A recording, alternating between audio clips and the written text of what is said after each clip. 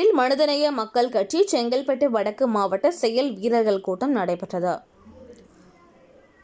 செங்கல்பட்டு மாவட்டம் பல்லாவரத்தில் மனிதநேய மக்கள் கட்சி செங்கல்பட்டு வடக்கு மாவட்ட செயல் வீரர்கள் கூட்டம் பல்லாவர இணையத் பேலஸில் மாவட்ட தலைவர் எஸ். கே. ஜாகிர் ஹுசேன் அவர்கள் தலைமையில் நடைபெற்றது. செயல் வீரர்கள் கூட்டத்தில் சிறப்பு அழைப்பாளராக மாமக மாநில துணை பொதுச் செயலாளர், தாம்பரம் மாநகராட்சி மாமன்ற உறுப்பினர் தாம்பரம் எம். யாக்கூப் அவர்கள் மற்றும் தமுமுக தலைமை நிர்வாக குழு உறுப்பினர் குணங்குடி ஆர். எம். அனிஃபா அவர்கள் கலந்து கொண்டனர். செயல் வீரர்கள் கூட்டத்தில் கீழ்கண்ட தீர்மானங்கள் நிறைவேற்றப்பட்டன. தீர்மானம் 1, 1999 ஆண்டு நாடாளுமன்றத்தில் இயற்றப்பட்ட வணக்க வழிபாட்டு உரிமையை பாதுகாக்கும் நடவடிக்கைகளை ஒன்றிய அரசு எடுக்க வேண்டும் என இந்த செயல் வீரர்கள் கூட்டம் கேட்டுக்கொள்கிறது. தீர்மானம் 2, இந்திய தேர்தல் ஆணையம் கொண்டு வந்துள்ள SIR வாக்காளர் திருத்த சட்ட இந்திய அரசியலமைப்புக்கு சட்டத்திற்கு எதிரானது என்றும் இந்த செயல் வீரர்கள் கூட்டம் கருதுகிறது.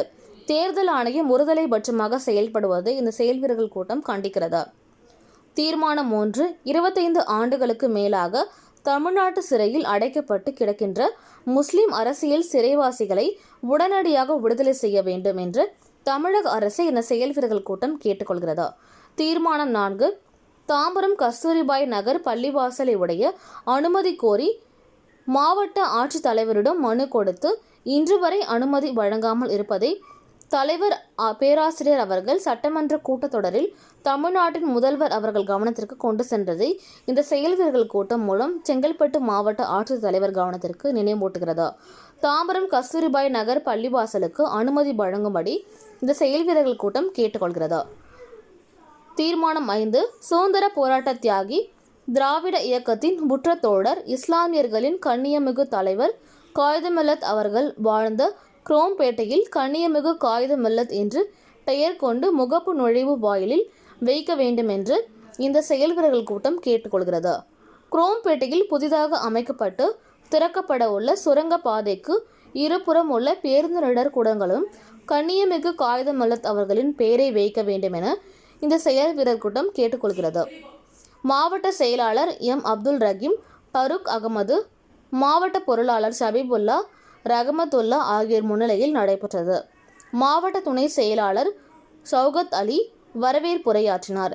மேலும் மாநில இளைஞர் அணி செயலாளர் தமீம் அன்சாரி, வழக்கறிஞர் அணி மாநில செயலாளரும் முஜிபுர் ரஹ்மான், MTS மாநில பொருளாளர் ஆஷிக் ஷமீது, தகவல் தொழில்நுட்ப அணி மாநில துணை செயலாளர் முகமது ஜமீல், மாவட்ட செயலாளர் இப்ராஹிம், SMI மண்டல செயலாளர் ஜெயினுல் அபுதீன், மாவட்ட துணை செயலாளர்கள் ஷாகுல் ஷமீது, கபீர் கான், மன்சூர் அலிகான், அப்துல் காதர், ஜமால் ஆகியோர் கலந்து கொண்டனர்.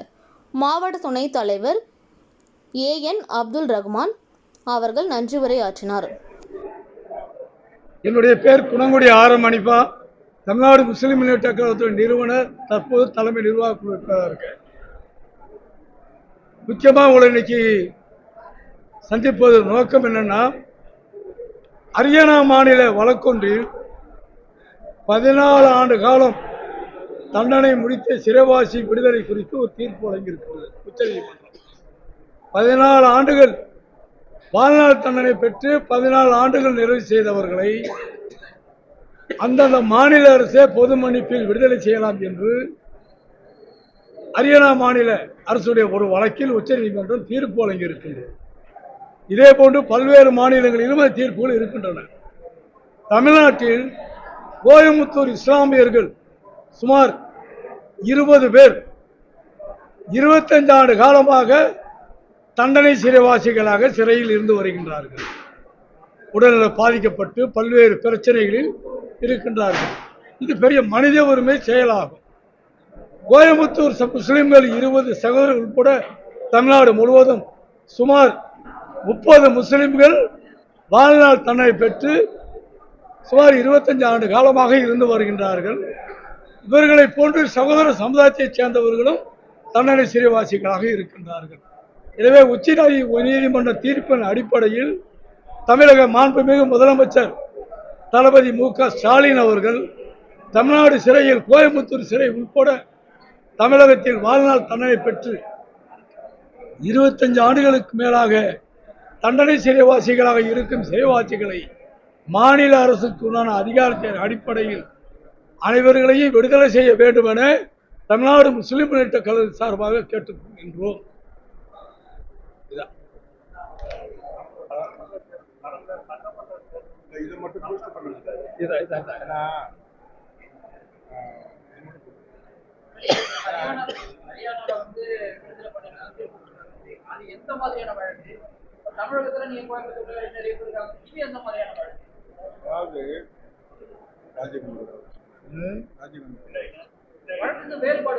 இல்ல, வழக்கு சமுதாய வழக்கு, அதாவது எந்த வழக்காக இருந்தாலும் சரி, உச்ச நீதிமன்றத்துடைய உத்தரவு என்னன்னா, வாழ்நாள் எந்த கேஸ், கொலை கேஸ், வெடிகுண்டு வழக்கு, வேற ஆள்கடத்தல் எந்த வழக்காக இருந்தாலும் அவர்கள் வாழ்நாள் தண்டனை பெற்று 14 ஆண்டுகள் முடிந்துவிட்டால் அந்த மாநிலத்தினுடைய ஆளுநர் ஒப்பம் தேவையில்லை, அந்த மாநில அரசு பொது மன்னிப்பில் விடுதலை செய்யலாம் அப்படின்னு சொல்லி உச்ச நீதிமன்றம் சொல்லி இருக்கின்றது. அந்த அடிப்படையில் தமிழக சிறைகளில் கோயமுத்தூரில் 15க்கும் மேற்பட்ட முஸ்லிம்கள் 25 ஆண்டு காலமாக இருந்து வருகின்றார்கள். அதே போன்று தமிழகம் முழுவதும் 25க்கும் மேற்பட்ட முஸ்லிம்கள் 25 ஆண்டுகளுக்கு மேலாக இருந்து வருகின்றார்கள். இதே போன்று சகோதர சமுதாயத்தைச் சேர்ந்தவர்கள் யாரும் இருந்தாலும் அனைவர்களையும் உச்ச நீதிமன்ற உத்தரவுப்படி தமிழ்நாடு அரசு அவர்களுக்கு இருக்கக்கூடிய அதிகாரத்தை பயன்படுத்தி பொது மன்னிப்பில் அனைவர்களையும் விடுதலை செய்ய வேண்டும் என்பது தமிழ்நாடு முஸ்லிம் முன்னேற்ற கழகத்துடைய கோரிக்கை ஆகும்.